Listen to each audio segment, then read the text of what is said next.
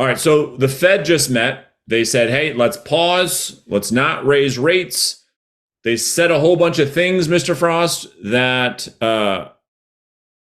resulted in the bond market to respond. And so let's first off talk about the Fed meeting and what's happening as a result.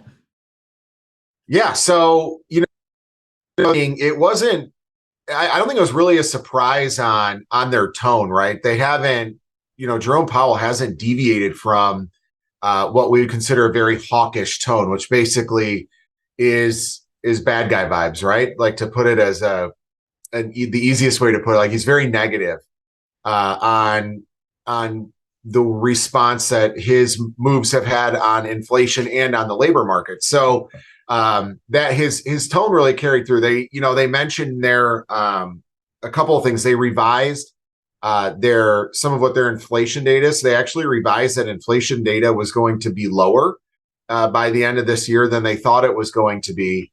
However, the consumer spending is still robust.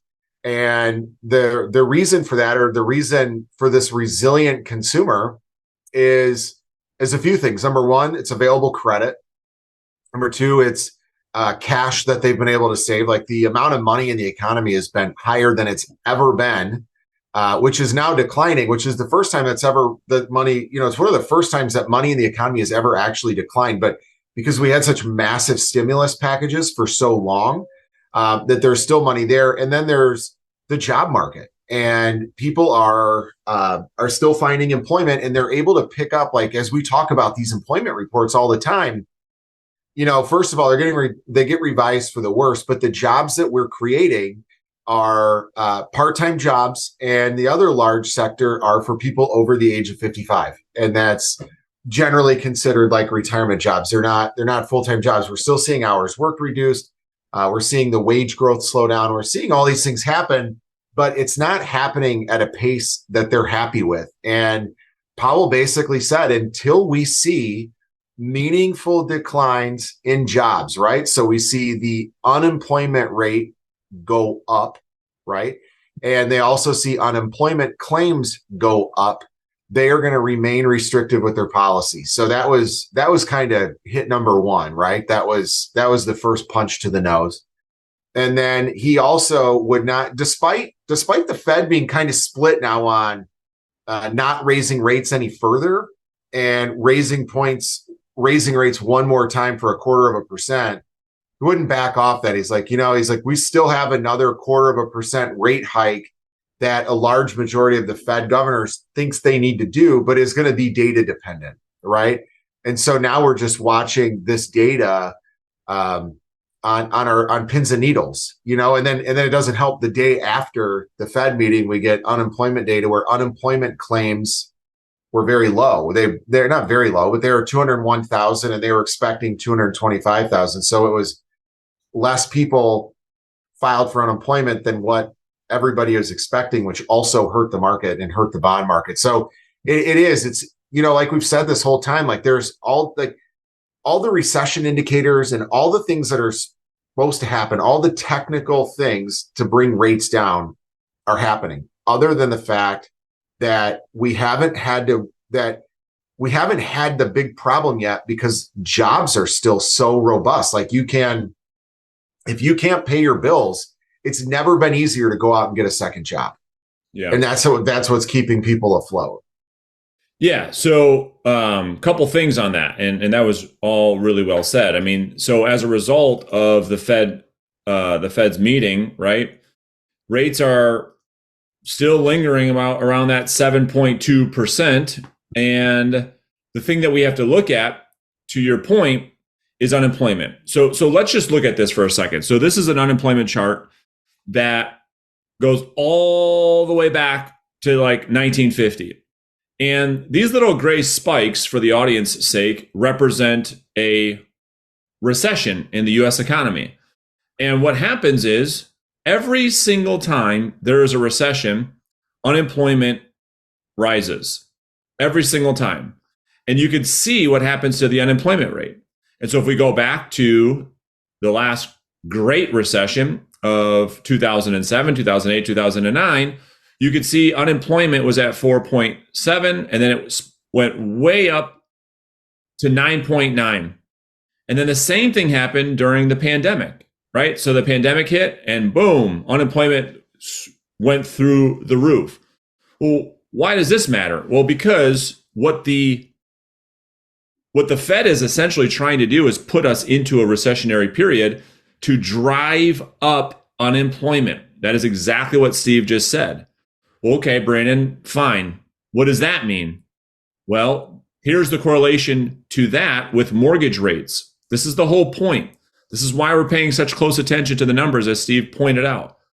If you look at the same period of time, during the recessionary period of time, as unemployment goes up, mortgage interest rates fall as a result of a recession.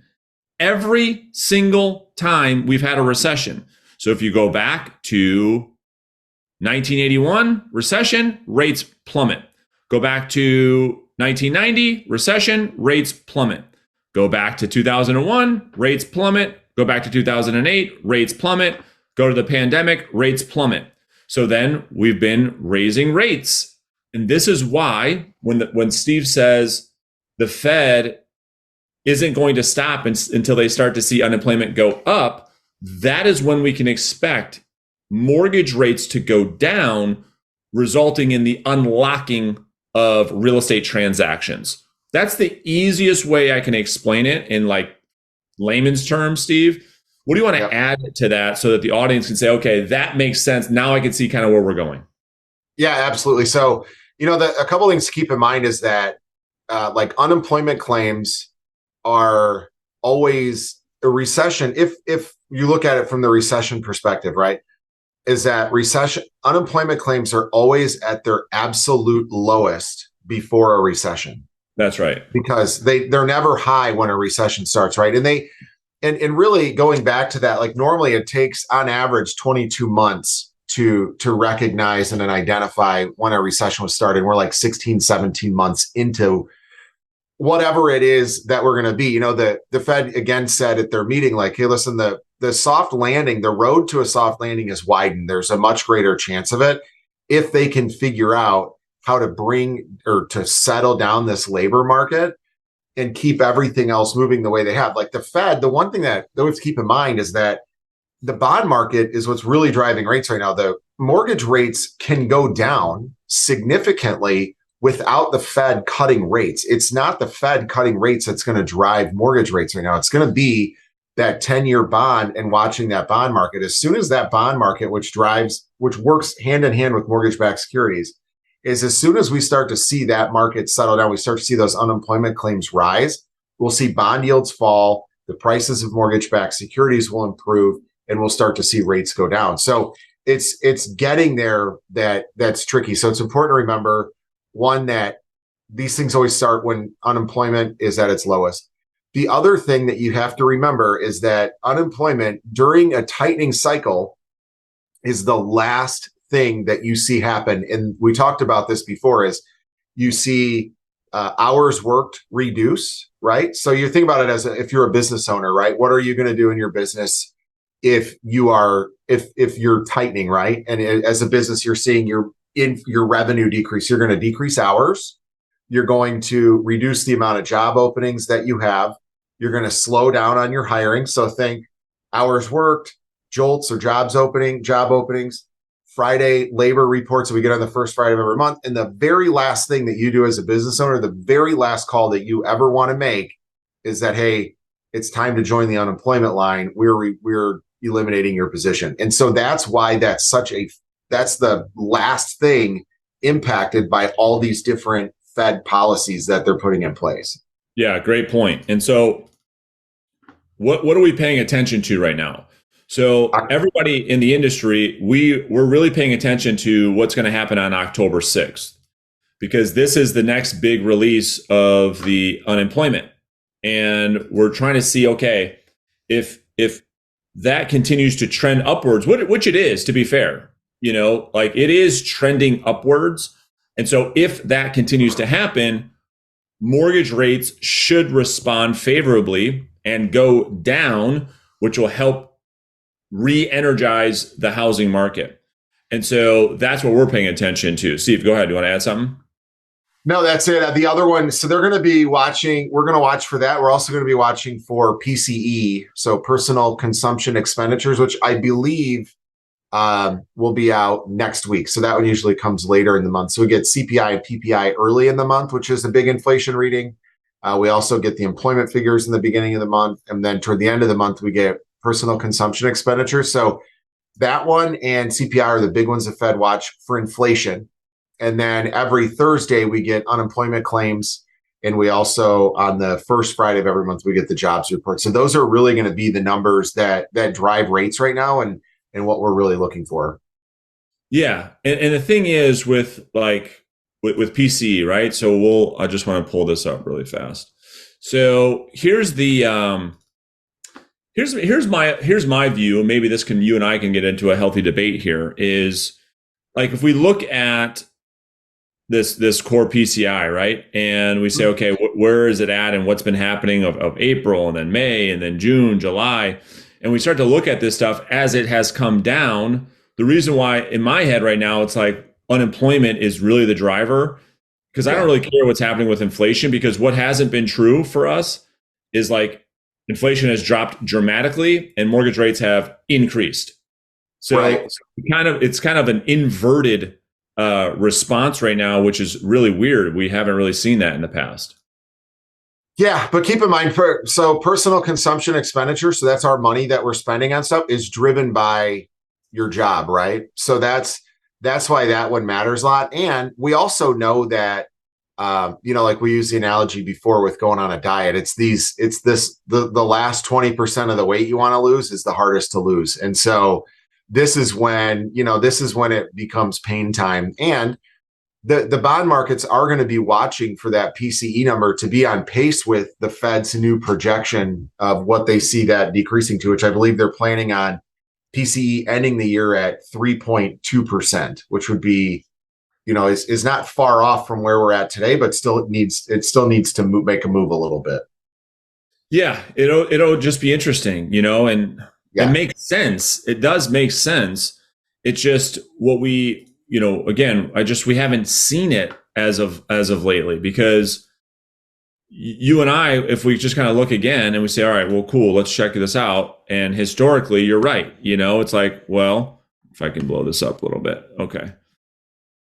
Inflation typically does drive mortgage rates. If we can look at this chart and we could say, okay, well, the 30-year fixed mortgage rate, and then this little pink line is inflation. As inflation goes up, mortgage rates go up. As inflation comes down, mortgage rates come down. And so you could see what's happening here. But, I guess my challenge for you on that is why has that been inverted? That's the big question. This year, inflation, you and I would both agree, has gone straight down, right? Yeah. And mortgage rates have done the exact opposite. They've gone straight up all year. Yeah. So how is that the case? So it goes back to how, again, it's like a two-edged, like a dual, what do they call it? Two-sided sword or something? I don't know. Sure. I never know these things. But really so if you look at the bond market, so we had all the issues with banking, right? So we had a couple big moves, right? So there's a lot of banking issues where there was a ton of liquidity in the bond markets and in the mortgage-backed security markets where a lot of these financial instruments were sold at great discounts, which adds dramatically to the supply in that pool. So you've got the new mortgage-backed securities that are out there and the new 10-year treasury notes that are out there. To get people to purchase those, you have to put a higher rate of return on those because the market has so much supply in it right now. So in order to get liquid in that market, and you don't have Uncle Sam buying them anymore, is you have to increase the yields on these things. So that's why we've seen yields on treasuries and on the mortgage-backed securities stay high. And now, as we come into that, the bond market, the mortgage-backed security market, they're looking for reasons for these yields to go down. They're looking for reasons for it. And the Fed just keeps coming back and saying, look, we are not going to give you a reason. There is no party. It is time to stop spending money. It is time to stop hiring people. It is time to start laying people off. And we need to see contraction. So by raising rates and keeping their tight monetary policy, they're essentially creating a tax.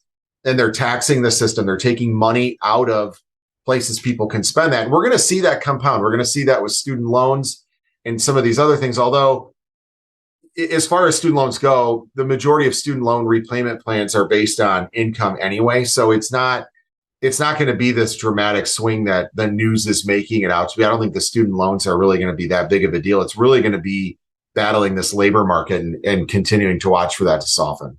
Yeah, because you're right. Because we're still in, like, what's happening, and what the Fed is saying is, listen, we're still in the market is still, we're still in expansion, and they're trying to be exactly what you said. We're trying to be in contraction, and it's not contracting; it's expanding still. And so they're saying, until we see this, which makes sense to based on what you just said, not to just keep beating that, but do you still feel safe to say mortgage rates follow inflation? Like, do you feel like that statement still holds true? To an extent, yes. I mean, again, it's going back to getting this last bit of inflation under control. I think the Fed knew that initially inflation was going to go down, because there was a lot of inflation was truly transitory. There was supply driven inflation, and there was transitory inflation, and the fact that there was a large money supply in the economy.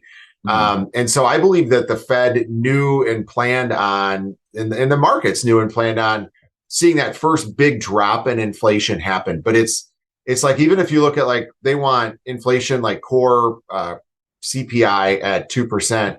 And last month that was over 4%. And so they're still not, it's still twice as high as what they want it to be.